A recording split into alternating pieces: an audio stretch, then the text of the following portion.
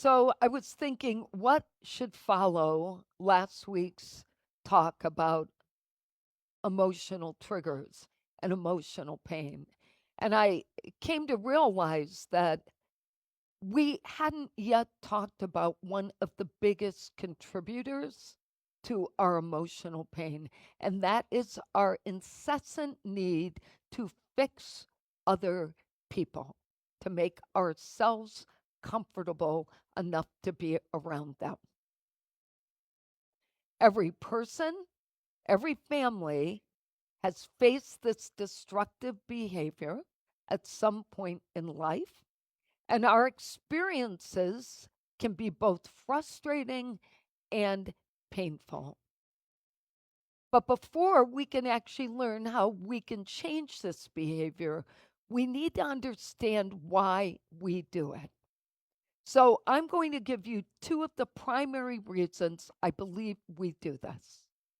The first is that we continue to forget that we're all on a sacred journey, every one of us. We think, oh, I'm on a sacred journey, but what about them? Look at how they act. But actually, if we are compassionate people, we just want to help everyone get to a better place in life. That's really the truth. We care enough about people to want to help them, and I get that. But sometimes we try, the second reason is sometimes we try to help or heal another person because what they are experiencing touches something deep within us that still needs healing. So when we're talking to people, oh, you're going to need to lose weight or you need to have a healthier food, we are often talking about us. Those are issues for us, so we want them to be issues for everybody. And we think we have that figured out. Oh, you can't have a good relationship if you do that. Well, maybe we need to look at us and figure out, instead of looking at other people, maybe we need to look within and heal ourselves. And then our example becomes what helps them, not our need to fix them. So I thought it would be good for us to reflect upon some important questions. First, how can we support people we love without enabling and preventing their own growth? That's question one. The second one is how do we remain loving without becoming rescuers? And the third is how do we honor the divine potential in another person while still honoring the divine within us and our own wisdom? So just sort of park those in the back of your head for a moment. I think the first lesson for us as we really consider how to do this has to be understanding the difference between offering support to someone and enabling them. While we think we're doing what's best for others by helping according to our standards, we need to understand that there is a big difference between support and enabling. When we offer support, we're saying, I see the God in you. I'll stand in support of you as you remember to draw upon the strength you were given. Enabling is, I will take this from you so you don't have to face what I may have faced, or I can prevent you from suffering. Support empowers people, enabling unintentionally disempowers people. Support walks beside someone, enabling carries what is not ours to carry as a burden. And every week I continue to remind us that we're all divine beings. Unity tells us that, we know that. Every person we meet is an expression of spirit. Everyone. And innately good and capable of awakening to their own greater wisdom. That does not mean every human behavior is a good choice. or is healthy. But ultimately, the people that are in front of us and around us and living next door to us, they are all capable of finding that inner thread with the support we can offer, not with us doing anything. It means that beneath the behavior in every single person whose behavior we don't like is a spiritual being with the capacity, the dignity, and the ability to find their way if they choose to go within and access that divine guidance. So when we try to do too much to help someone, we forget that they're already capable. That's us forgetting when we're saying, no, no, let me do that. No, I'll take care of that. No, I'll fix that. Oh, I don't like that. They need to fix that. But in the process of us over functioning for other people, we unknowingly deny their very capacity that we say we believe in. And that's that every one of us here that attends Unity on a regular basis, I would like to believe that we believe that we're divine beings and we're connected to that source. Okay, but why do we forget that when we're talking to other people? It doesn't belong to Unity. It's a truth we should be living and breathing. But we can't help others if we don't see that in them first. We know that most of our efforts to enable others always begins with loving intention. I know that. We don't want to see someone we love hurt, so we decide to help. We want to take away their pain. We fear that if we say no to them, they'll see us as unkind, especially if they're family. Perhaps some of us believe that love means never disappointing others. So we've adopted that belief. Or maybe we carry old stories around that tell us we're responsible for keeping everyone happy and okay. How many of us can relate to any of those? Yeah. But our spiritual maturity, in order for us to actually grow, it requires us to take a much deeper look at this issue. Sometimes the pain we rush to remove is the very doorway those people need to walk through in order for them to have an awakening. So we can't just stop their journey because we're worried about what it'll look like to us. Sometimes, if we allow them to experience the natural consequences of their actions, that's the best teacher there is. Isn't that how we learned? Didn't you learn your lessons because of what you did that you shouldn't have done? Or what you wish you had done? Everything we grow from, we tried something else and then we learned our way. And sometimes the most loving thing we can say is, I believe in you too much to take this lesson away from you. Now, the next thing I think we need to think about is how to be offering a healing presence and truth with a capital T. Truth. And there's no one, I think, modeled it better than Jesus himself. So I want to just mention that I think we could learn some really important things right there. First, he treated people with compassion without defining them by their pain. He never once said, oh, you have leprosy? I can see that. Oh, that's just so sad. How are you going to fix that? He just said, rise up, walk forward, find God. He saw beyond people's appearances. He spoke to the wholeness in them, not the behavior. Even the thieves, whether someone had stolen, he never treated people badly.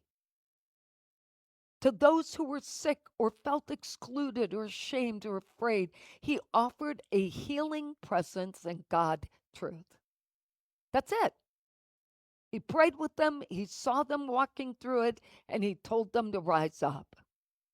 And he even told them, stretch out your hand so people know you want that support. His love for others was never mistaken by anyone as passive permission for people to continue down the wrong path. And he encouraged change. I think it's a great model for us to think about. We're not here to shame anyone. We're not here to control anyone. We're here to behold the Christ in others, to speak truth with tenderness, to trust that Spirit is active in ways we cannot always see. Now, if you have children around, grandchildren, your own children, you know that it isn't always easy with children around to see that in the moment. But that's when we need to do it the most. Because if we don't believe in those kids or those grown-up kids, what will they think of themselves? If we only want to talk to them they're in a good space, what are we teaching them? So we have to hold that space for them. But that means we have to learn to be great listeners without being great problem solvers. So we need to figure out, what does healthy support look like when we listen deeply without immediately jumping in to solve the problem. Even if somebody on the other end is crying, it is not ours to do except to listen and to be supportive and to see and encourage them to see they can fix this and develop a plan for themselves.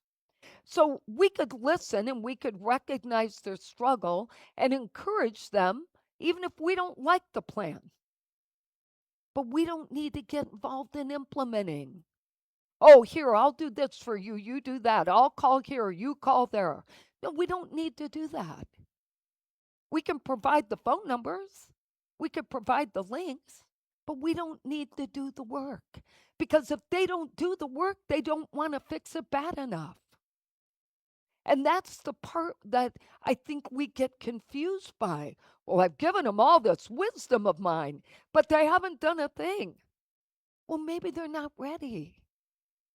They'll figure it out if you step back. We can learn to say, I love you. I cannot give you the money in this situation, but I will help you find resources. I once read a message that said, boundaries are not walls against love. Boundaries are containers for love. They help us remain present without resentment. Boundaries keep us from confusing compassion with control. And we can establish boundaries that say, this is how I can love you and remain true to my own soul. Our last lesson is that we need to learn to be helpful without being consumed. We can be generous without letting something deplete us. You know how many times we've all said, oh, this is so exhausting. This problem is wearing me out. How many of us have said that? Well, why do we do that? I'm guilty.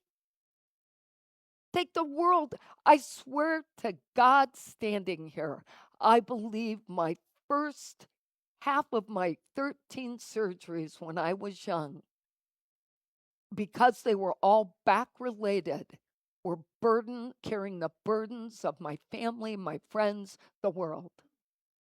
Literally, I think it manifested physically. I'm not saying I caused the degenerative problem. I'm saying my burdens didn't help me stand up any taller. Many of us have confused love with fixing other people and learned to measure our own worth by how much we carry or how many people need us. But our spiritual growth requires a very different approach. So before we help another person, let's remember and let's practice taking a sacred pause and asking ourselves, are my efforts going to support this person's growth or will it delay their growth? Am I acting from love or am I acting from fear or guilt or the need to be needed? Is this mine to do or am I taking responsibility for another person's choices? Could I maybe offer encouragement or prayer or just be present instead of rescuing? When we release our need to fix others, we are making room for God. And we can stop trying to force outcomes or manage another soul's journey. That's what they came here to do. And this is not abandonment in any form. So don't tell yourself you're abandoning your family. It is creating sacred trust. We trust God in them. We trust God in us. And we trust that life is always inviting each soul into greater awareness. Let's review today's lessons. So, releasing our need to fix others requires us to understand support versus enabling, see the Christ versus carrying the load. Number two, to offer a healing presence and truth, inviting and affirming transformation. Number three, to listen deeply without solving and just be present without resentment. And number four, to be helpful without being consumed. Care deeply without taking ownership. The affirmation I have for us today is I trust Spirit is at work in all things. Let's say that together. I trust Spirit is at work in all things. And the quote, I couldn't find the owner of this, but I loved it. It says at some point you have to realize that people will only change when they are ready. No amount of love, effort, or convincing can make them see what they are not willing to face. You can support, you can inspire and encourage, but their growth is their responsibility. Let go of the need to fix others and focus on your own peace. All right, let's take a moment and just pause and reflect on this for a moment. So we just stop and say, thank you, God, for the reminders that God exists and that God presence exists in everyone. That we do not need to fix the world, we need to fix ourselves. We need to work on growing to be the best, most spiritually mature people we can be. And when we catch ourselves, to help ourselves, not to fix other people so we can avoid helping ourselves. We take full ownership for us and no other person. And so it is. Amen.